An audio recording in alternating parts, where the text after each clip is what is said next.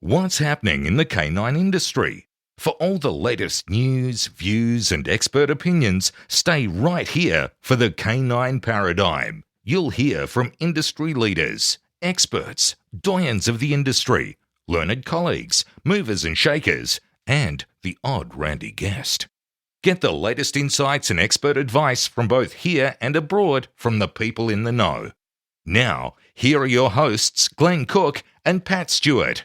And I'm Lofty Fulton, and I'm out of here. It's been so long since we've put a new. We're shit house at it. We're so bad at it. Our poor sponsors. We're so bad at it, and we want to get better going forward. Yes.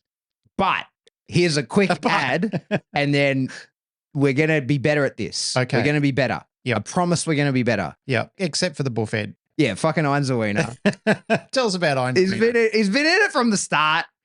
If you want a tug, a ball, a slip leash. A slip lead. You know, really, no joke, his slip leads are the best slip leads. They are great slip leads. They are the best. They're handmade. They're hand-loved. Yeah. Do you know there's times where I look at material when we're actually buying things for our businesses and some of them are just shit house. Yeah. Like they're so mass-produced. Jason takes his time. He puts them together properly. Like if you're listening, chances are you're in the industry, you're in the business, you need a lot of leashes, you sell them to clients, blah, blah, blah. Yep. Deck out your staff.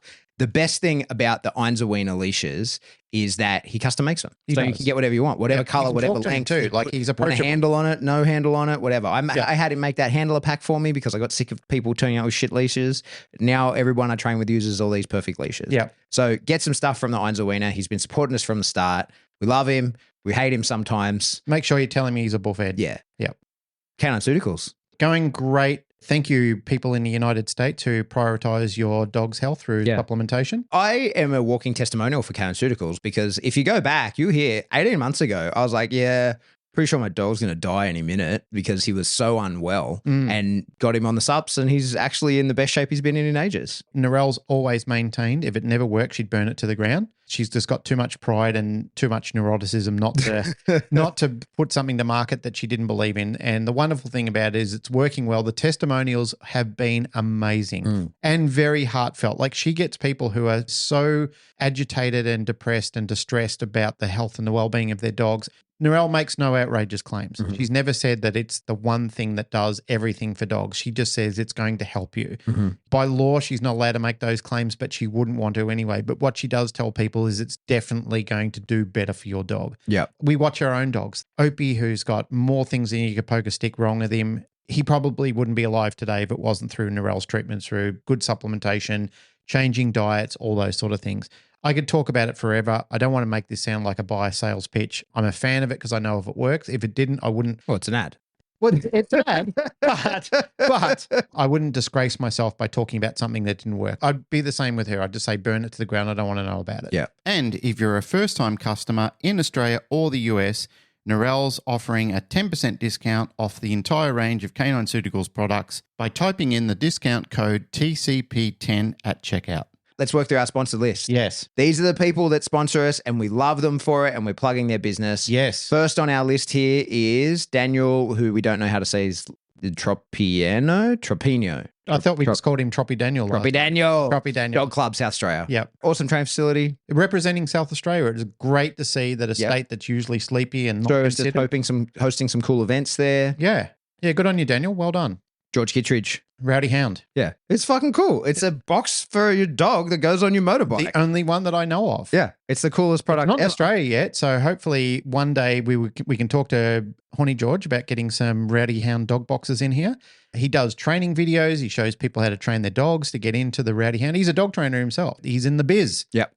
Barbara de Groot. From the Heart Dog Training. That's her. Our sugar mama. Yeah. She's so good. I love She asks Barbara. nothing in return. She just plasters us with love and money. She's very encouraging all the time. Thank you, Barbara. She's a Roddy lady. So what would you expect? Yep. Tailored canines. We don't know much about Taylor Canines. I just turned up one day and said, hey, we just want to throw some money at you, but they offer a complete range of canine training services. Yep. Tailored canines. Where are they? They're in Canada, right? They're in Canada. Yeah. So we've got a couple of Canadians, we've got a couple of Americans, we've got a couple of Aussies. Good eclectic mix. We haven't got anyone from Europe. Fucking hell.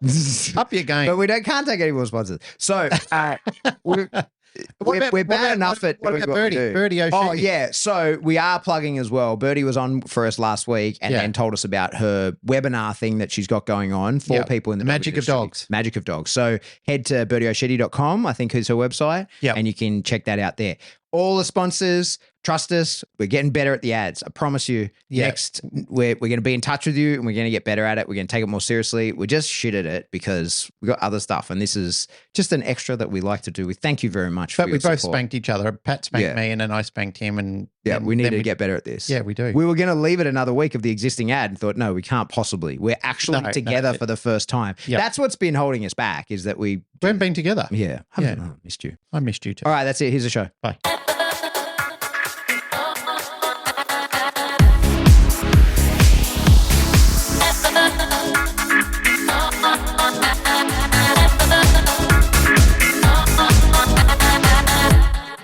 Welcome back to the Canine Paradigm. I'm your host, Pat Stewart. I'm joined in studio today by my co-host, Glenn Cook. Do you know what was hilarious about last week? What? When I was editing the video, you and I had about a dozen stops where we had to like literally stop so both of us could have a coughing fit. And when that happened, I'm thinking to myself, I've got this little lurgy I've picked up during the week. It was probably during the trial or something like that. I don't know. There was a lot of people telling me they were sick there. Subsequently, you got sick, I got sick. And I'm thinking to myself, oh, that's good though, because I've dodged a bullet if this is as bad as it's going to get. How fucking wrong could I be? Yeah. Literally the next day, it turned into the plague of all plagues.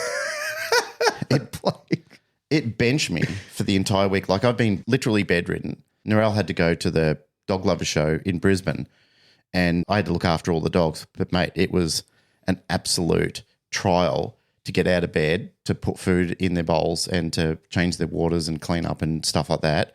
I was as weak as a kitten. I could not believe it. And it lasted me the whole week. I've been so fucking plague-ridden and sick. It was ridiculous. Yeah, I haven't been great. I definitely haven't been that bad, but I have not been well. Amazing how wretched and vile I felt. It was just so putrid. Disgusting. Yep. So that's a precursor for how well this episode might go. Exactly. we're just managing expectations of two sick men who have man flu. Yes, definitely have man flu. Yeah. If it was Narelle, she'd probably go, oh, I've got a cough, and she'd skip around doing work. But yeah, it benched me hard. While you were dying in bed, LickiMat have come under attack. Yes, I saw plenty of social media remarks about it, and I could not believe my eyes about the absolute disgusting, defamatory and knee-jerk behaviour of a group of people. I cast my mind back to many times where I've known that people from the force-free community or positive dog training have been involved in the endorsement of a product, and I've never felt like tearing them down or burning the castle or storming the fucking beach or anything like that. Yeah. I've never thought to be a part of that. Now, I have disagreements with these people. I don't abide by some of their preachings. I don't subscribe to their practices or their mentoring or whatever they're doing because it doesn't align with my way of thinking. It doesn't mean everything they're doing is bad. It's just like when they decide to get on the pulpit and start the sermon, those sort of things don't sit well with me or a lot of my colleagues in the industry. Like there's a lot of us who look at it and go, that's very disappointing behavior. So in case anybody has somehow managed to dodge what's happened, let's give the rundown. Yeah, sure. So Crufts is a huge dog show in the UK. It's televised. Or as they call it, Crufts. It's televised. What do they do there? It's a dog show, like a dog prettiness competition. Yeah, they do dog dancing, dog shows. Like it's enormous. Like there's it's all these like demos NASCAR for and dogs. stuff.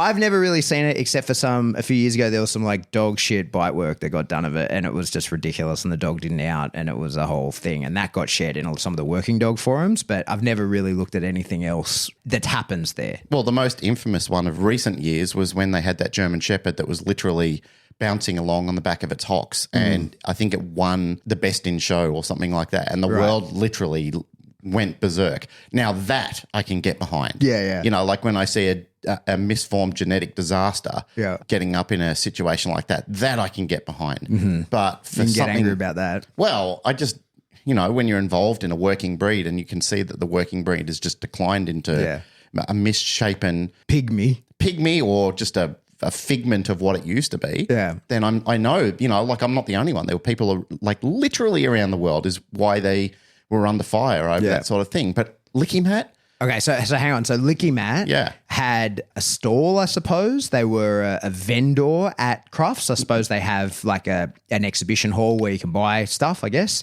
And they shared their booth with the guy, I don't even know his name, from Adam Spivey from Southend Dog Training, who is a guy in the UK who has a pretty big social media following. Let me see how many people he actually does have follow him.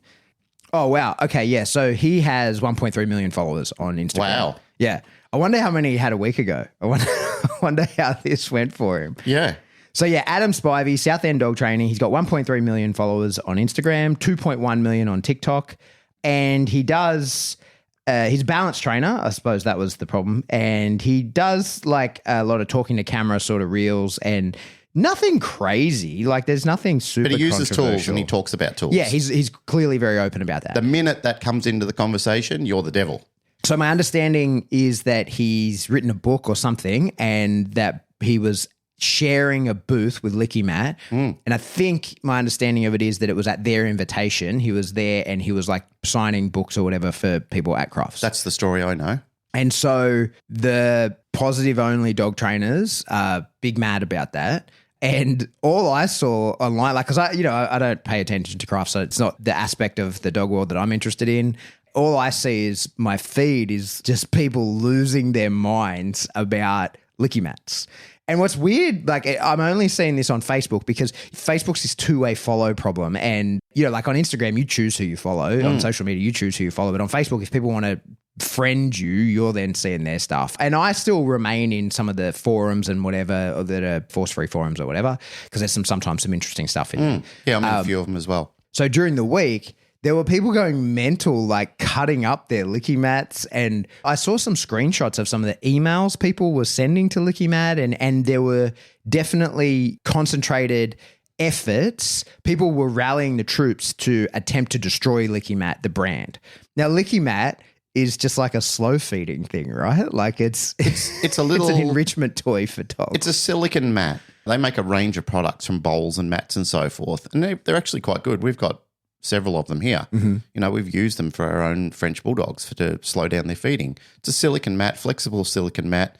You mash your food onto it, the dog can then go off and lick it. So if you've got dogs that suffer from GDV or anything like that, which is like bloat, same sort of construction, you can use them in a very constructive way to help your dogs slow down their feeding. It's kind of like solving a puzzle, licking it up off the mat. Great. It's terrific. They started off like everyone, small little company. All of a sudden, people around the world have rallied behind it until now.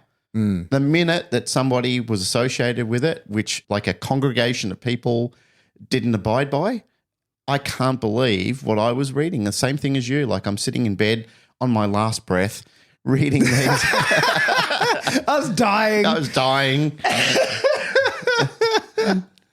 Okay. But I'm trying not to laugh so I don't cough too much. But leave it in, Glenn. Leave it in. Don't cut it out. Okay, all right. I'll leave it in. Oh, my God. Okay. So, yeah, I'm lying in there, miserable as fuck. And I'm just, same thing as you. Like it's literally ping, ping, ping, ping, ping. Oh, something's happened in the dog training world. Yeah. Like it's either my mum sending me recipes or some shit's happened in the dog training world. So I've grabbed my phone, I've taken it off snooze mode and I've had a look at it and I'm thinking, the hell is wrong with these people? I'm in and out of like a stupor, but I can still read what's going on. I'm thinking, what the hell is wrong with these people that they've got to subject a brand to this level of scrutiny? I mean, it's not like they had a pedophile at the stand or something outrageous or something like that. They had a legitimate dog trainer who uses balanced techniques. He's got a great following with people. There's never been anything that I know that he's done that's been so outrageously controversial where he's been charged with cruelty to animals or anything like that. To my knowledge, I will say that as a caveat.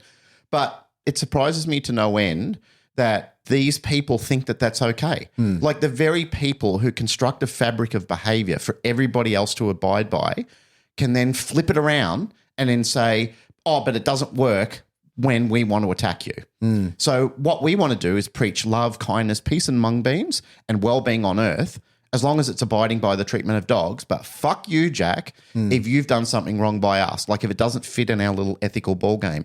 This is the devastating and absolutely shocking part of this performance that this group continually seems to do. They don't come under enough scrutiny over this sort of thing. Like there should be more, I hate to say this, when you talk about all these anti-bullying laws and so forth, because some of them there's so much outreach to them sometimes. But these people get away with putting people through absolute tyranny, the way they behave. And imagine it's your company. Imagine LickiMat's your company. All of a sudden you get, it's probably more than this, but let's say you get 1,000 emails in your box in the morning. Oh, yeah. Of people screaming their lungs out, threatening you, threatening to bring your company down and stuff like that, literally just because you had a dog trainer at your stand. Yeah. Yeah. Does that make sense to you? No, it's madness. It's total madness. But that's what I'm saying is because I've never seen that to that degree when a positive trainer has been on the stand with somebody before. Like you might walk past and go, oh, God, that jerk, or that fraud. That fraud. Yeah. That person whose opinion is inflated and out of control. But you don't sit there and go, you know what? I'm going to raise a people's army and smash that company. Yeah. And it's the wildest thing is it's not like there was a thing that happened. You know what I mean? That's right. Like if he didn't go and kick a dog in Crufts. Yeah, like if old mate's in the LickiMat stand helicoptering a dog, okay. Yeah, well, fucking hell, we got a problem there. And if LickiMat stood by him, like if they didn't sort of disown him and say, Adam, this is all complete fabricated for the sake of this ridiculous story. But if he did something like that and they said, Adam, sorry, get out. Our transaction is finished. And they put a public statement out and go, you were cruel to a dog in the definition of being abusive in training. But then you say that and then they say, well, he is abusive to dogs. Like he uses tools. Yeah, that's the issue. That's the issue. Yeah. Where that line sits that's open for interpretation. And the problem is those goalposts are picked up and carried around the field. Like they're never planted in the ground. No, totally. Yeah. It's an interesting one on a very, I certainly don't have 1.3 million followers, but on a very, very minor scale, I had a reel go viral during the week. Now, viral, it's not like it got heaps of plays, but it got more than I have followers. That's the definition of viral. Did you know that? No. Yeah, so any more reach than followers is viral. Okay. So you got one follower, 2 people watch it, that's viral. Yeah, all I got was a viral flu. That's it. But the reel was your dog. Right. So I put up a video. I was using the new Kirby But do you know shorty why? sleeve. Do you know why that went viral? Why? Because it's not another Malinois doing bite work. There's a few reasons why I think, yeah, for sure, definitely. Yeah, because there's a million videos of that, of Malinois doing bite work. Yeah. Like it's nice to see outliers doing the work. Yeah, for sure. But that's what people reached out to me and said. Yeah. Like a lot of people said, that was cool. Really loved that little clip that Pat put up. And I said, yeah, it was. I said, oh, that was unexpected. I didn't know he was putting that up. Yeah. So history on that, or the context, is we're working your dog. We're closing in his bicep targeting. I just literally like that day it arrived in the mail, got the new Kirby from Josh Kirby, the shorty bicep sleeve. Yeah. It's an exciting piece of equipment because for a long time I've used a puppy sleeve #1, the jute puppy sleeve #1 as like a bicep cuff, but there's not a lot of protection on that thing, but it's a really effective tool. So Josh is now selling a thing that's actually made to take proper bites on, but it's very small and narrows, like it's one of those aim small, miss small sorts of things. First time I've used it, thought, well, we'll film this because if I fuck this up, I'm going to get bitten. So I may as well have footage of it. Usually, that's the way of the world these days. I prescribe to that. If you're going to do something stupid, you may as well film it. And very often, remember when I used to go shooting and I'd put my quad bike in my van and I'd drive it in and I would film that every time and I would say to the camera every time, this is not an attempted suicide. If I die doing this, it's a genuine error. Yep. Fortunately, it didn't happen. But so I thought, we'll film this in case I get bitten. And I didn't get bitten. It went fine. And then I'm sitting around. I think I had a kid asleep on me and I'm sitting there on my phone. Thought, I'll post this and I'll tag Josh and it'll give it's a great product. I want to pump him up a bit. Yeah. Why not? posted it. But of course, it's a Roddy, like you say, it's a Roddy on the table. And what most people don't understand, especially, if you haven't worked any of those Roddies, is that there isn't the depth of prey like there is in a Mallee. And so to bring some intensity to it, they have to feel something. You have to make them feel something in the work. Yes. And like I needed to make him feel a bit spicy. Now that like what I didn't show was the dog gets off the table and cuddles me. He's your sweetheart Rottweiler. Yeah. But on the table, I've got to bring a bit of heat to him. So he nearly bites my hand. I pull my hand back. He barks, he lunges, he growls. I pick up the sleeve, he bites the sleeve. That's it, right? It got some traction because it's unusual and people were like, oh, Pat, you're going to get bitten. This is stupid.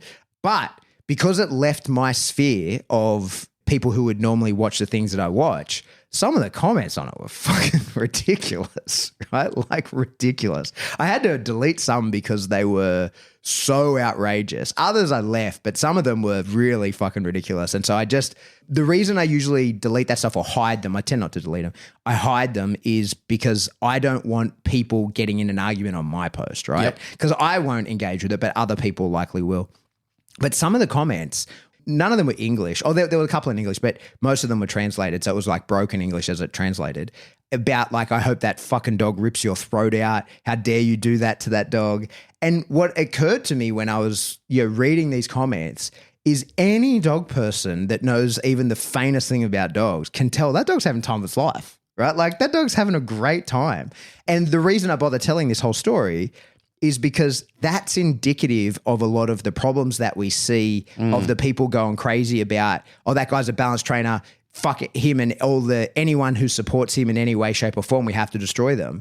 Usually the people who are rallying the troops, the army to do that, wouldn't know good or bad dog training if it kicked them in the dick. Like they wouldn't have a fucking clue what is good and what's bad. They can't read a dog. They don't understand the faintest thing about dog training. They don't know what a trained dog is from an untrained dog. They don't know a nervous wreck genetic dog from a dog that they've created a ton of anxieties in from their own behaviors around it.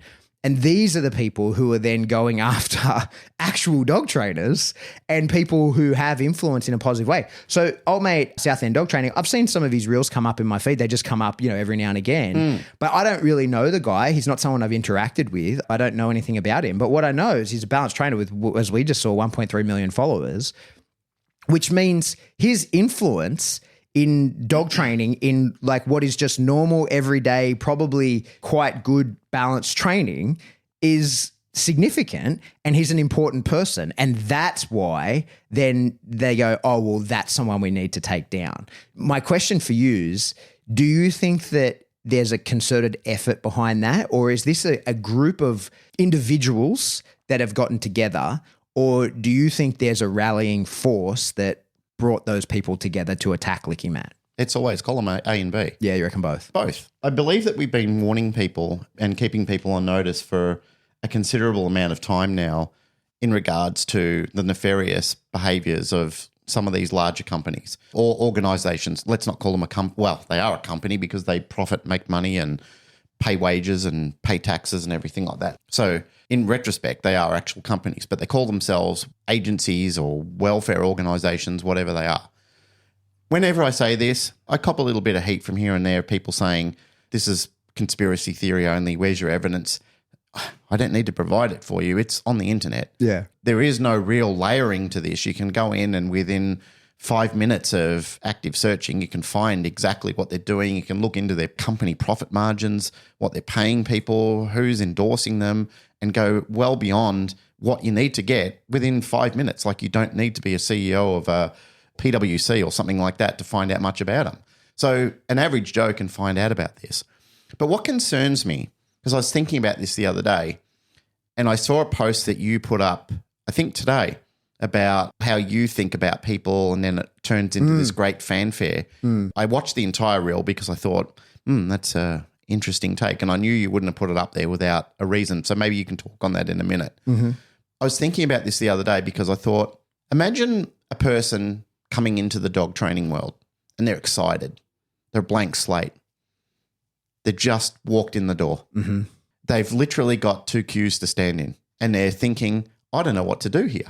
And then all of a sudden, one of the cues starts bringing you over, They're all friendly to you. They want to make friends. They want to invite you into everything. They start basically making you feel heard and seen, and things that have never happened to you before. As I've exposed in my own life from time to time, like that happened to me in my journey. Being young and desiring attention, I got what I wanted from the dog training industry. It provided me with the attention I wanted and needed. So sum up, there's fucking millions of people in the world like that. Like the reason they come to dogs is because somehow or some way there's a little imbalance in their life, and finally the dog has made sense for them. And they're really excited about it. And that group brings them in. Now that they've got a couple of likes, or even on social media, if they go into the groups, if they get, go into this group, be with these people. They'll coach you, they'll mentor you, you can see what they're doing, comment on a few things. And then they start saying a couple of, let's say, contextual feedback.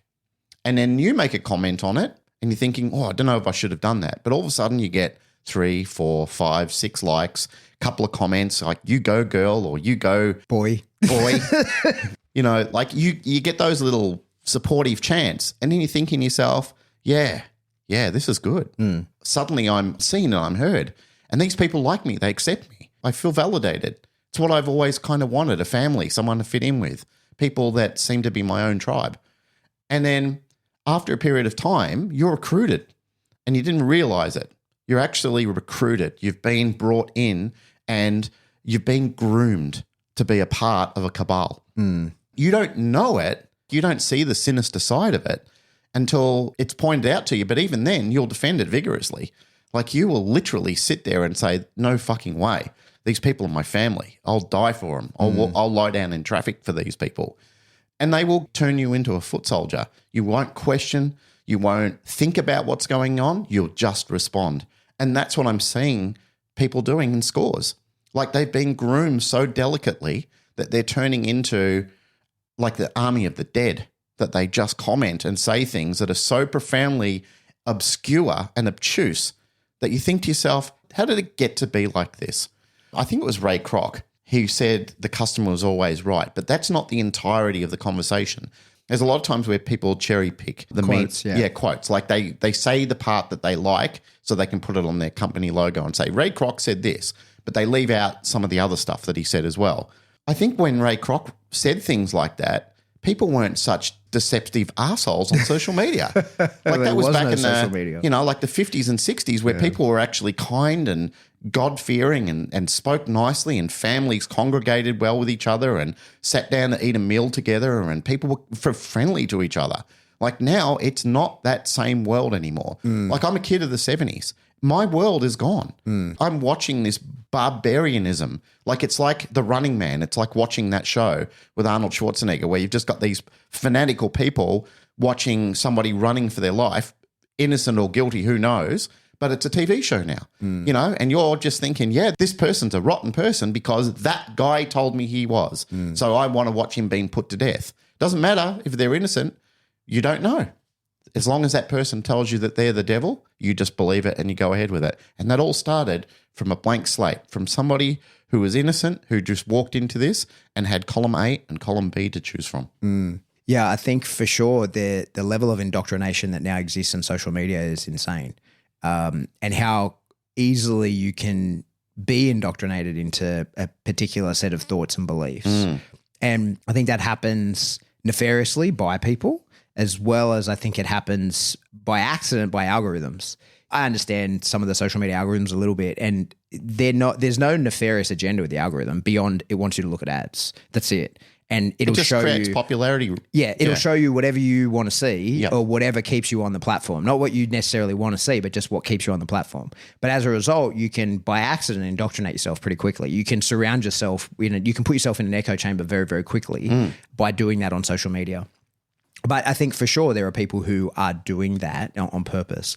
To your point on people being, like the 70s being different, I grew up in the 80s, similar again. But I think the real big difference is there was consequences for your actions. So like you like immediate and swift. Yeah, there was retribution. Yeah. But in real life, like, and this is the thing I see is that this LickiMat debacle has happened online and they've been attacked online. By ghouls, invisible-faced ghouls. Yeah. Now, I don't know what happened there during the day. That would be interesting to see. Like, I wonder if anything actually happened at Crufts. Do you know anything about that? Did anything actually happen there? Did anybody do anything in person, face-to-face in real life? I don't think so. I think it blew up the next day. Yeah. I'm only saying that because I have limitations on my knowledge there. But Yeah. That's what certainly seems to have happened.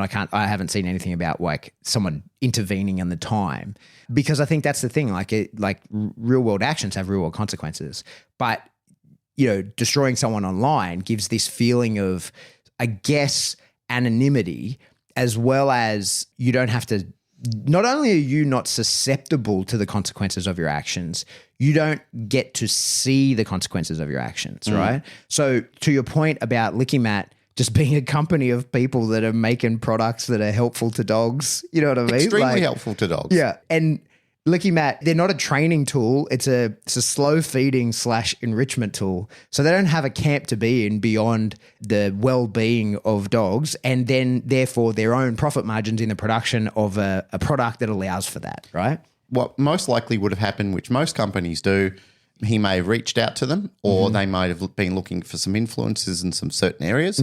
He might have said something which they thought, that's helpful, that's kind, I like what he's saying. I like his MO on what he's doing with dogs. I'll reach out to him and see if he's interested in partnering with us. Yeah. And not done a whole bunch more research than that. Yeah. They're not a Fortune 500 company. It's LickiMat. Yeah. Yeah. This isn't BlackRock. Yeah. Yeah. But I guess the consequences are not seeing it because I think one of the things I think is interesting, it's a lot of the more crazy of the people who call themselves dog trainers or a part of the industry or whatever that are the really overzealous, force-free, ban everything, can't train a dog to save their life people, they're not actually getting to see anything that happens when this mob goes after them, right? So they want LickiMat destroyed, okay? They want LickiMat to no longer exist, but they're not thinking about the individuals who work at, own LickiMat. They're not thinking the next step down. Okay, is there another product that does a similar thing? Does that mean that like now we don't have that type of product and it's not available to anyone? The craziest thing is, this is what really sort of is interesting to me is that the people who are so vehemently against any form of balanced training, they've got this idea in their head that all you do is crank on dogs and it's punishment-based training. You hear this bullshit all the time. So the question is, do they not want balanced trainers using LickiMats? Is it that once you're in the other camp, you're not allowed to do any of the things that they do? Is that part of it as well? They don't want balanced trainers. But so if a balanced trainer uses a tool that they use, like a LickiMat, do they want the tool destroyed? They want that out because this is what we're seeing. We're seeing people literally cutting up their fucking LickiMats. And so what is your dog eating out of now, you fucking idiot? Like, what are you doing? Do you think, how many of them do you think got their camera out, set up their tripod, got their fucking scissors, like, fuck you, LickiMat, and they got their LickiMat out and they cut it up while their dog's standing there? Like, what are you doing with the fucking LickiMat? Am I not getting fed? Like, why are you holding the LickiMat in your hands as they're furiously cutting it up online? And then they hit stop, they post the video, they write some vitriol that accompanies their post, and then they sit down on the couch and they're like, oh, fuck. Eat your food out of a fucking regular bowl. I don't get it, mate. I got to go buy another LickiMat because I just cut up my fucking LickiMat for some video clout. I don't get it. I'm struggling with it. I've been struggling with it for a long time to understand the creed of this type of behavior. Like, I just don't understand where it comes from. Yeah. Like, I used to think there was kindness behind it, but I don't think that anymore. Nah. I'm done with defending them or trying to find something nice to say about it anymore. Like, I'm really spent. Like, I just think they've had their time. They've stormed onto the world stage and behaved like absolute prats. And I just think people have got to not just turn a blind eye to this anymore. I think I'm not calling for a fight. That's not what I'm saying. If you heard that, you heard wrong. I also think that people need to switch these people off from here on in and just don't support them, shut them out of your life. Like, just get on with it without them. I think they're an absolute atrocity to the canine world in general, just human beings. That's what I said before. Like, the guidance and recommendations and the social justice performities that they expect us to treat animals by is definitely not abided by to humans. Like, they just have no care, no thought process to that whatsoever. It's like, literally, I will fucking desecrate your world and put you into a hurt locker that will, like, your whole family will resonate from this. The fucking ego attached to that. Yeah. It's outrageous. Yeah. Like, to think that people think that that's okay. I mean, man, have a real think about what must be going through their head. Like, they're radiating in their shorts with fucking power, thinking I just destroyed a little fucking dog feeding mat company to get back at them because they don't abide by my way of thinking. I mean, it's just outrageous. Yeah. The ferocity of it is just outrageous. It'll be interesting to see what happens to LickiMat. If it were a public company, I'd buy shares in it. I think that it'll end up going bigger. Well, I hope so. Because it's not like we were going to talk about LickiMat anytime. You know Absolutely what I mean? not. Like, and here we are. It's free publicity. Hey, if you want to sponsor our show, LickiMat, we'll happily take your Patreon money. No worries. Yeah, we've done a whole episode promoting you. I don't know if it'll do well in your worldly sales. It's probably not going to go that well. And they go, oh, now they've just paired with these two people who talk about us like we're pieces of shit. Yeah. Yeah, it's interesting, and I'm interested to see their response because, like, I've seen some screenshots of some emails that they've done, and they're apologetic and sort of trying to distance themselves, which I think is the wrong play. Look, I'm lucky. I've never had a real proper lynch mob come after me. I've had individuals. Touch wood. I hope that never happens. But apologizing is not the play. If you're not in the wrong and the lynch mob comes after you, because then they will want more from you, and they want more from you, and they want more from you. And I think the thing in this game of progressive and out progressing the progressors, I think the issue within all of that is once you start telling someone else how they can operate and what they should and shouldn't do, you've paid the ante into the game and now you're playing, right? So if you haven't paid the ante, you don't start, like, I don't demand anything of any other trainers. You do what you got to do. Like, you do you. But when you try and tell me what to do, I say, yeah, go fuck yourself. I didn't buy in. I'm not playing that game. I don't care what you do. You fucking have no say about what I do. But the moment that you then play the game, and playing the game, there's two ways to play. One is to get on board with the harassing other people, which I haven't seen LickiMat ever do. But the other way is to apologize when the mob comes after you, because that's you then playing the game of like, oh, don't worry, I'll be better. So, like, I don't know what LickiMat have done. I've seen some of the emails that look like they're sort of pandering a little bit, which I personally think is the wrong play.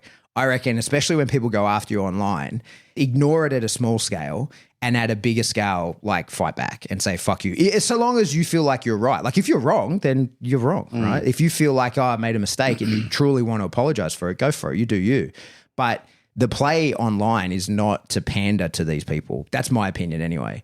On a really small scale, I don't know if we ever spoke about it on the podcast, but when we used to own the tattoo shop, every now and again you get people, you know, like in any business that has an online thing, you're going to get someone that gives shit 1-star reviews for because you've upset them. Guy who wanted the Nazi. Yeah, a guy wanted some Nazi symbols so the story, if anyone, I don't know if I've talked about it to you personally or it was on the show. No, it was on the show. Yeah, so a guy wanted... Do a recap of it, Yeah, so Jane, I think it was her apprentice at the time, or maybe she had just finished her apprenticeship.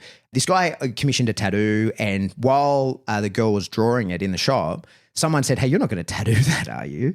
And she's like, what do you mean? And it was a Nazi symbol, but it wasn't like it was a swastika. It was like an obscure, like unit specific thing. So it wasn't something that was very easily recognizable as being Nazi. It was like, looked like a military symbol, but you couldn't tell, like, without knowing that it was a Nazi thing. So she wrote back to the guy when she found that out, was like, hey, I'm not going to do it, right? Like, you can go somewhere else. So this guy goes mental online and starts like leaving 1-star reviews on Google and all this kind of stuff. But you can tell because we've got his email address and like you can track all this stuff. We're not stupid. But the normal play for people, because he never said you won't do my Nazi tattoo, right? He just started giving 1-star reviews with no comments, and then on Facebook attacking and harassing all this kind of shit. We were hammered him. We were like, hey, we're not doing your fucking Nazi tattoo, you piece of shit. Yeah. And posted all the conversations, the whole lot. And he was like trying to take it down. We were like, no, we'll repost it because they were replies to his thing. And it was when I was running the social, I was like, no, motherfucker, you're not running away from this. Like you kicked over that bee's nest. Yeah, fuck you, right? And there's been many and various people who have done similar things. Not one of them ever had a real complaint for a problem with their tattoo. Like that never happened. It was only ever people that didn't like another one was a chick that came in to watch her friend get tattooed and then was pissed off that she wasn't heard by the tattooist when she wanted to try and talk about her tattoo that she was getting. And in the review that she left, she like implied that she'd come in for a consultation and she wasn't treated well by the tattooist she never came in for a consultation. She was there while her friend was getting hammered up, right? Like, no, that's not how it went down. Here's the fucking security camera footage of the whole thing going down, posted the whole lot. Like, you're a liar. This is the fucking truth of how it went down. And I think that's the play. But in a tattoo shop, that's you can be as mean to people as you want, right? Like that's the play. And that fits the brand of tattoo shop. But in LickiMat, I can't see them being like, fuck off, you idiots. But that's the play. There was I think it's still around. It's a garage for motorcycles called Triple-Oos. I think they're over in the western suburbs, if they're still open. I don't know if COVID knocked them over or not. They were really good. They did a good job. I've had my bike service there a couple of times. Good service, good people, very good at communicating, very good at itemizing everything, letting you know where you're spending your dollars. Great. I saw a review left on their site, which was just absolutely scathing, absolutely tearing them apart, and literally said, not only did you poorly communicate this entire sequence, which I thought was out of line because I've never known them to communicate badly, they said of the owner, you are arrogant, you're out of place, and you fucked my bike up. And you've caused me and my family stress, and they were seeking compensation. They were seeking public sympathy and so forth. And they did it on every platform they could think of. The good thing about it was this guy kept his cool and he had conversations that he data logged and kept in line. And he said, hey, mate, I've got all the conversations you and me have been having backwards and forwards, all the texts and everything like that. I'm going to post them to our personal Facebook. So he wrote this on Google. He wrote it on everywhere. And he goes, so everybody can go over to the Facebook page Triple-Oos and read exactly what you said and the way that you were speaking to me from the start. Next thing, gone. Yeah. Vanished. At the start, this guy put some real heat and some real imagination into putting this together. And I just thought to myself, incredible. Had they not have handled that well and had he not kept his cool, that could have done some hurt to his business. People might have read that and thought, wow, now I just don't know. I just don't know. I think the original point, or one of the original points that I wanted to sort of swing this back into is, why can't people just have a conversation with LickiMat? Why couldn't they just say, can we get a forum together and express some of our concerns to you privately? There's a group of us. We've established a connection of elders of the spokespeople or whatever, and we just want to express some of our concerns. Can we do that? Then you would say, how respectful is that? That they at least gave them the opportunity to hear their concerns and then also respond to them in a private setting and just have it where it could be possibly resolved. But you just know that's not going to happen. They love this. Yeah. They absolutely love it. It's like throwing a fish carcass to a group of sharks and just watching them tear it apart. Yeah. But everybody's so excited about that blood fest. You know, like that, oh, look at that. Ah, wow, look at them go. And more people want to get on board. They're thinking, oh, now I feel left out. Now I want to kick LickiMat in the balls. Crazy stuff. Crazy stuff. It's troubling because we've for a long time, and I feel like we've done this same episode. People are probably kicking their dashboard. Like, how many times are we going to have the same episode? Well, how many times is it going to be in our space is the issue, and when are we going to do something about it? But like, how do you promote cooperation in the dog industry, right? Like, how does that happen? And my concern is that what I don't see is any of the people who can actually train dogs. Because I follow, or I'm at least in the zeitgeist of many of the people who are non-tool using. They don't call themselves force-free because they know that's stupidity, but plus are dog trainers. But I think the issue is the ones that can actually train dogs, they don't do anything to try and look back at the people who are in their sphere of influence and say like, hey, you should be stopping this, right? Like there is no leadership from them because they know it'll affect their bottom line mostly, I think. Isn't that sad? Yeah. Well, like there is no way of stopping this. Like this is just a momentous but I wonder, rolling stone. Would I do that? I don't know. And I don't know how, like what would be the mechanism? Like what scenario can I paint to put myself into their position? I haven't been able to figure something like that out. Have you ever considered your life as a trillionaire, like what you would do differently as a trillionaire? Like with an unlimited amount of money. More money than you could ever have in your entire lifetime. Like there was no such thing as a cap on money. Yeah, of course I've thought about that. So do you think that it would change you? Well, I would like to think that it wouldn't, but it probably would. But I'd like to think that it wouldn't. Imagine the influence you would have. Imagine how corruptible things could be around your life. Like nobody would say no to you anymore. Yeah. It's easy to say when you don't have it, but when you've got it and you've got people. Now, I'm not saying you would do this, but I'm saying that temptation, that pure temptation like that, and I've called it the narcotic before, the narcotic of that, and thinking, I can do anything I want. I can have anything I want. I can't be stopped. If I want something to happen, it's going to happen. Nobody is saying no to me. Now, in a certain amount of groups that exist in the world, that exists. There's dog groups that happens in, where there's enough people and enough power for certain people within those organisations to have nobody be able to say no to them anymore. They're influencing government. They're changing and manipulating the political landscape. They're getting in amongst them.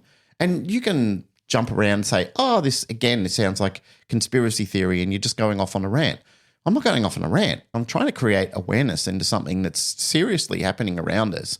That's frightening that a little company like LickiMat, and they're only one company. You know, like this isn't the first time it's happened to one little company that's just been pulled out and thrown on the rocks, and all of a sudden they've got a knife to their throat for making a choice.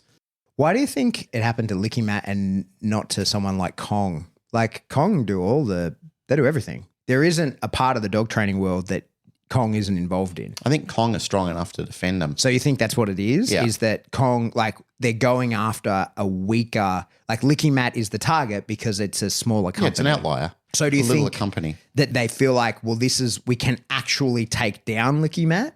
Do you think that's I think that's what they wanted to do, was put on a massive flex show. Like I'm saying, is that narcotic feeling of feeling that powerful and creating that devastation. Like nobody considers the aftermath of that. Nobody thinks what the retaliation alone of that could be. They don't think about that. They're so hyped in the moment, and the frenzy, you know, of that landscape of that berserker army just going absolutely feverishly crazy to kill their opponent. It's just madness. It is the madness of a crowd.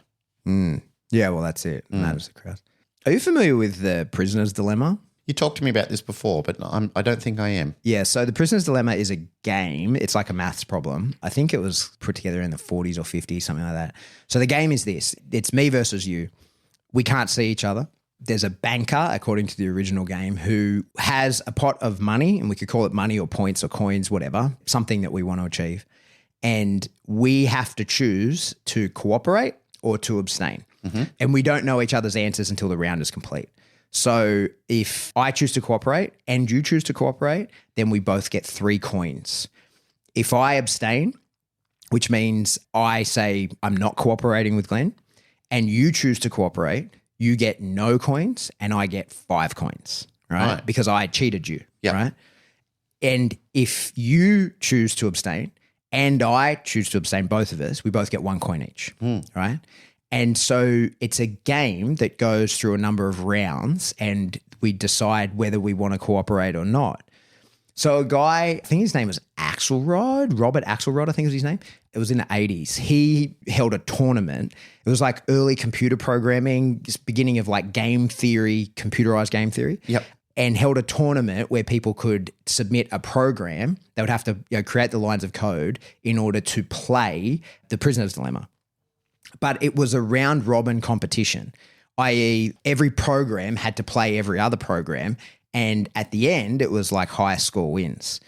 And so what's wild is people come up with all these, all their different programs have these names, and people have these, strategies on how to do it, how to trick the other into doing things, and whether, some of the strategies got categorized as nice and some of them get categorized, I think they call them mean, because like a nice strategy starts with cooperation, right? Every time always starts cooperating.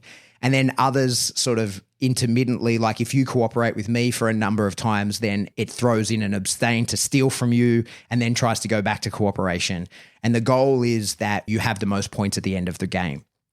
But what's wild about it, it relates to life and it relates to everything. And the reason I bother bringing it up now is I think that it relates to cooperation in the dog industry, is that throughout the tournaments that they've held on this, there's one strategy that wins every single time, and it's called tit for tat, right? So the tit for tat strategy starts out cooperative every time. It makes the assumption that you will be cooperative. And so they call that, like I say, that's being nice, right? Straight away. But tit for tat is retaliatory. So if we both start out cooperative, we remain cooperative throughout, right? And we just keep taking 3 coins each every round. If you then abstain from me on a round, you win, right? Like you get more points than me, but then I hit you back with that the next time, right? The thing about tit for tat is then it's also forgiving. So it never holds a grudge. Whatever you did last time, I do next time, right? It just mirrors you for each round.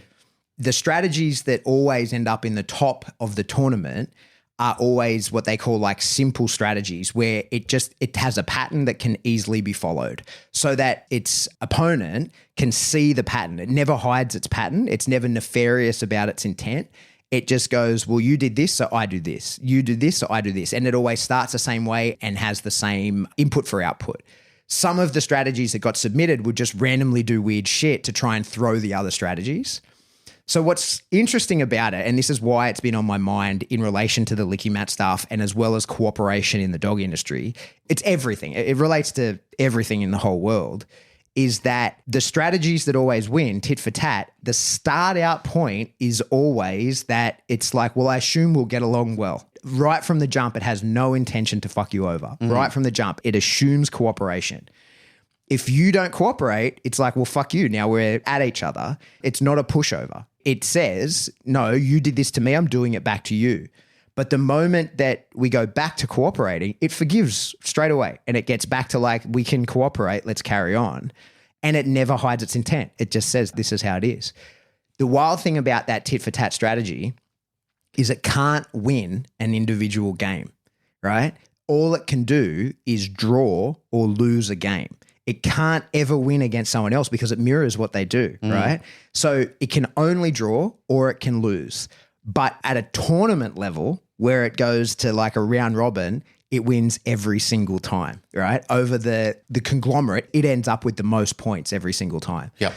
Whenever I think about that game theory and the prisoner's dilemma, it always makes me think about the dealings of people within our industry where it's like cooperation should be assumed, right?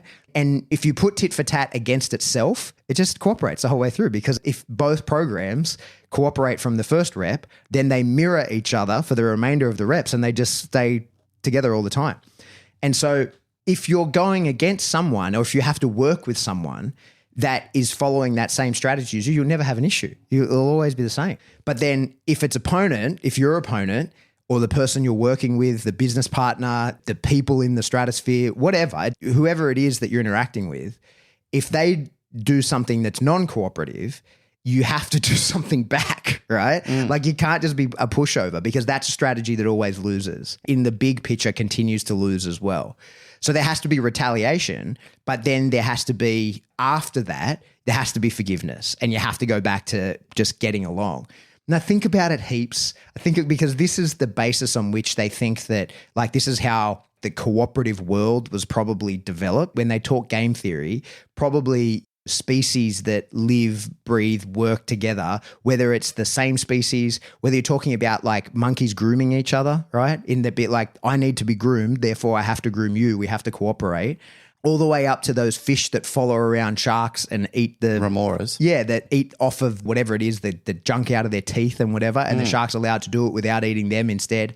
Like, they think that game theory has what has allowed for cooperative evolution and this crazy world of dependence on all species, and everything is connected to something else. It all comes down to this prisoner's dilemmas game, or a natural evolution form of it, right? And so like I find myself thinking about that whenever this kind of shit comes up. It's like, okay, we keep trying to cooperate here. We're playing tit for tat, right? I want to cooperate. We have on this show been so many times where we talk about the crazy force-free people trying to fuck up our whole industry versus the people who are sane and balanced. But I don't necessarily mean like balanced trainers. I just mean like sane, balanced as in fucking have their head on straight. Logical, lateral thinking people. Yeah, like people who are actually in it for the progression of dogs and can actually train a dog, right? And they're decent people too. So in the long run, I feel confident we win, right? I feel confident that in the big picture, we win. But in the meantime, the problem, like I've said, is that the tit for tat strategy within the prisoner's dilemma doesn't ever win a battle. It wins the war, but it never, ever wins a battle. And that can be really difficult and that can be really frustrating, especially when you see stuff like this where the mob's going after LickiMat because they had an interaction with a balanced trainer. You look at that and you go, this is fucking insanity, right? And I don't want to be involved in this. So the tit for tat is now us going like, you guys are fucking idiots. I'm going to tell as many people as I can that you guys are idiots. And we're going to try and expose to more of our listeners because I know that we have a lot of people, we get emails from them all the time, people who are from the non-tool camp, right? And we got to go like, hey, guys, you got to do something about these fucking idiots, right? Like it's embarrassing. You have to do something about this. And that's why we bring this up all the time. But then next week, I'm back to cooperate. I'm not going after this. I'm not pursuing it. That's because what I said. We're not trying to start a war. I often integrate the show with a movie reference. So here comes. Oh, good. The Dark Knight with Heath Ledger playing the Joker when they're sitting on the water in two different ferries laden with explosives and they've got to decide who kills who. One is full of families and good, upstanding citizens. The other one is full of the wretched, prisoners, murderers, rapists, everyone like that. And they've got to decide who's going to kill each other. That's how I feel like I'm fucking sitting with these people all the time, is sitting in a boat laden with explosives waiting for one of them to detonate it. But the thing is, we're not going to detonate them. Like, we're not going to press the button and blow up their boat. I just feel that in a heartbeat, they just grab that remote and go, yeah, let's pull the trigger. Yeah, 100%. Let's just get rid of these bad guys. What was great about that was it didn't play into the Joker's assumption of that's how people would treat each other. But I don't believe it because I think that they would in that situation. They'd go, you know what? Let's blow these motherfuckers out of the water. Then we've got we just got a captive audience of all of those heads. We can take them out right now. Yeah, well, on a like larger humanity scale, that has been proven. You know, there's been 2 false alarm nuclear missile strikes. You know, you're aware of that? Yeah. 2. So there's a Russian one where the Russians thought that they were being nuked and the guy on duty said, nah, fuck it. I'm not doing it. Yeah. So luckily, because it was a sun reflecting off of a cloud system. And so he fortunately was like, no, I'm not doing it. He thought for sure, like, this is a nuclear launch against us, but I'm not doing the retaliatory strike. Yeah. And there was an American one I can't remember all the details of, but the president at the time was like, no, we're not doing it. We're not nuking them back because I'm just not doing that. I can't remember all the details of that one. So like that real life has played out where people have gone like, I'm not the one. I'm not the one that is attacking you because I think that you'll attack me.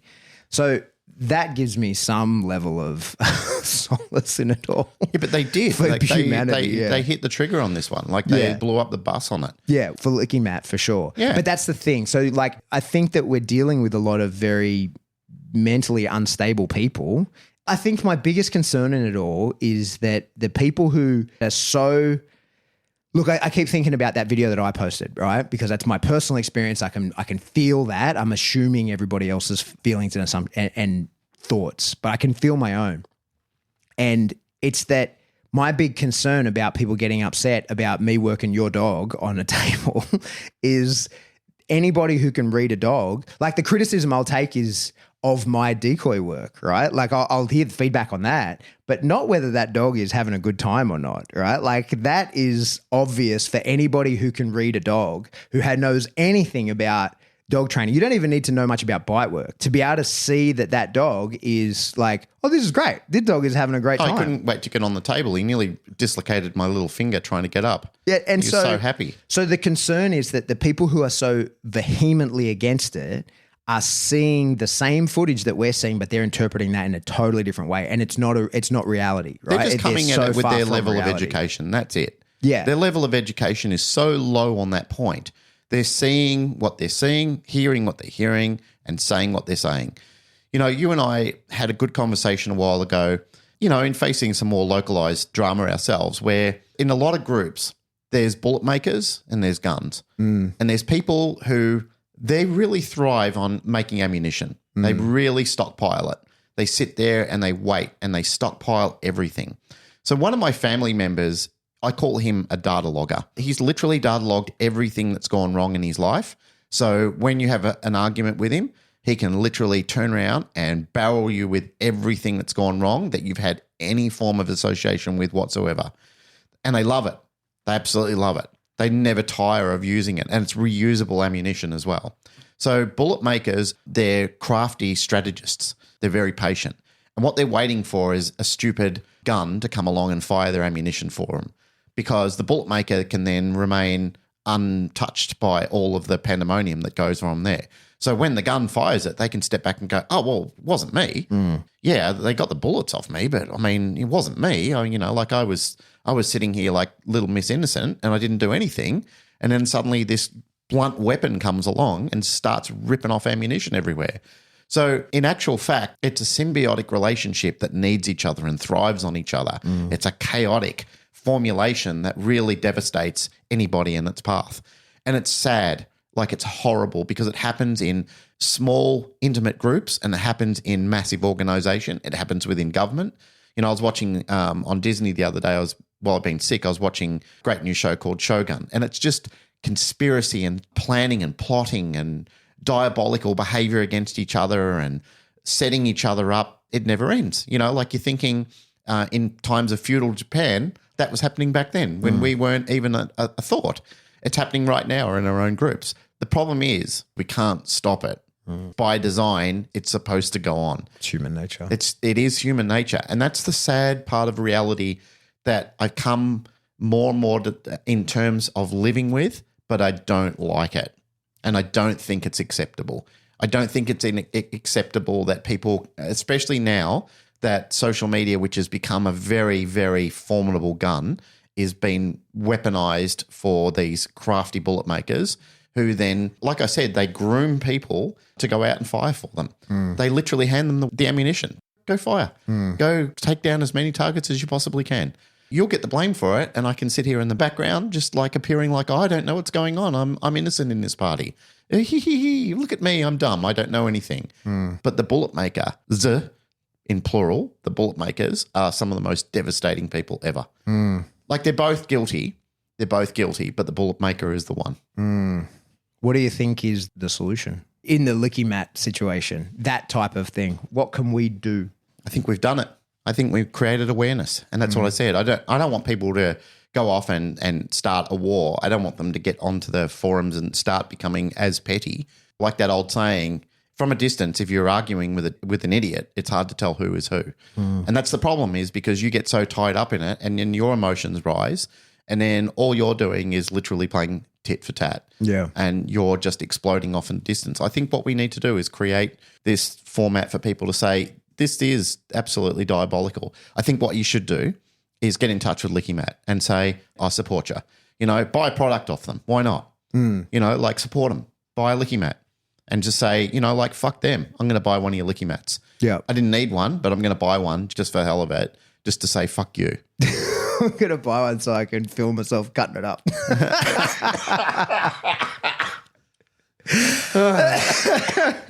Yeah, and I think my concern is always like I said, a lot of the people who are the guns in your analogy, they don't actually know what the fuck they're doing. So like education of those people, an assumption. They're just excited to be firing the bullet. Yeah, but an assumption that they can be convinced with not through argument, I think is important as well, like education. So you're like, hey, this is it. And that's why usually with whenever I post anything that might be controversial, like for example, I was on the Fenzi Dog Sport Academy podcast, which is even they acknowledged to me when they asked me to go on, like this is a little bit of you walking into the lion's den. And I'm like, yeah, but why would they say that? Well, because did we say that to Denise when she appeared on the show? No. Was there all. any but our caveats that we said, oh, you're going to get your throat cut? Yeah. Like no, not at all. It was the polar opposite. Like people enjoyed the conversation. Yeah. I didn't see one person. Did you get any negative feedback over it? No. I didn't have one person contact me and say that was a mistake. Why'd you have that person on the show? No. I didn't get one of those. No.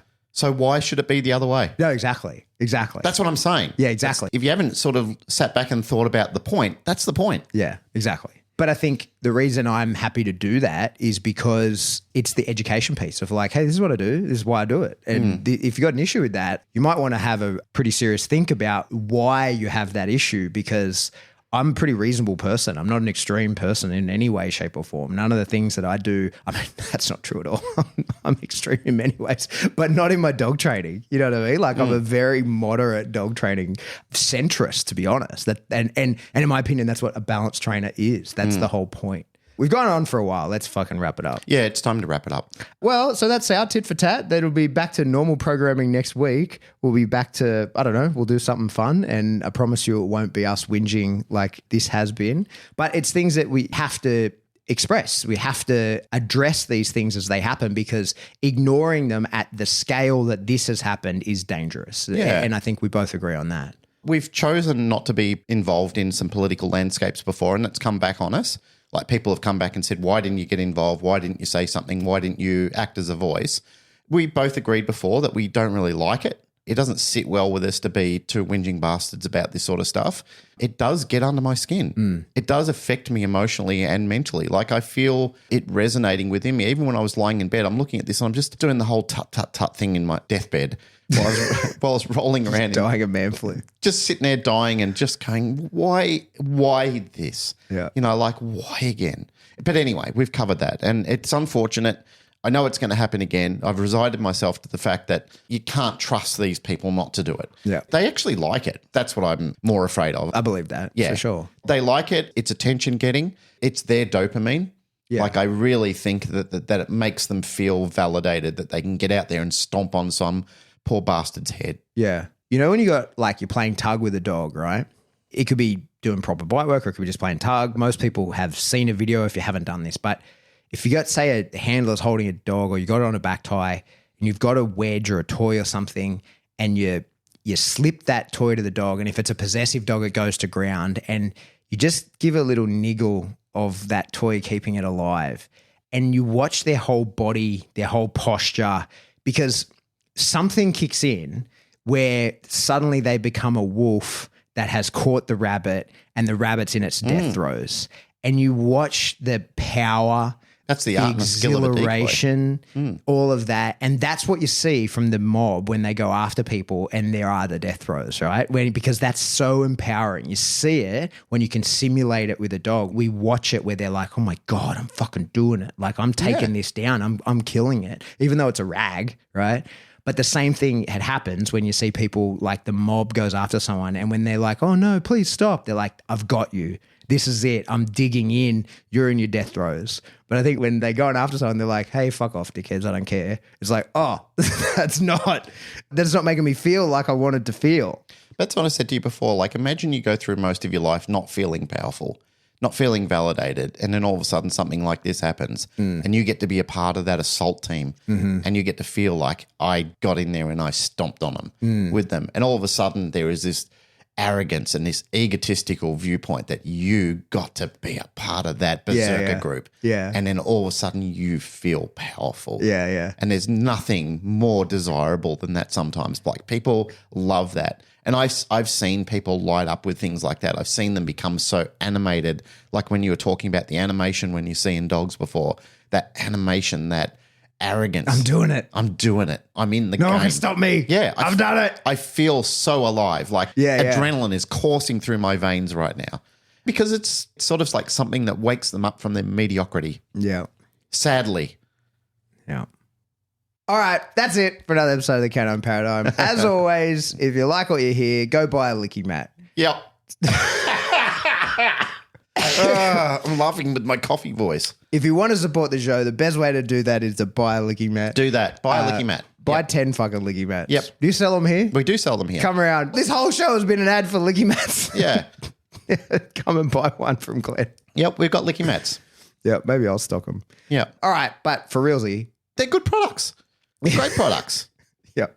It's got I nothing probably to do should with have one for Val. She inhales. LickiMats are fantastic. They're wonderful. Yeah. Yeah. Yeah, definitely buy a LickiMat. All right, I'm gonna buy 10. Yep. All right. Best way to support the show is to jump into Patreon. Yep. Do that. There's lots of cool stuff in there, more stuff going forward. There's a significant discount link to my online course in Patreon. So you could spend $3 and save $200. That would be Fantastic. Very generous of you, sir. I'm trying. And you could also buy some cool merch. We've got cool t-shirts. Which I saw.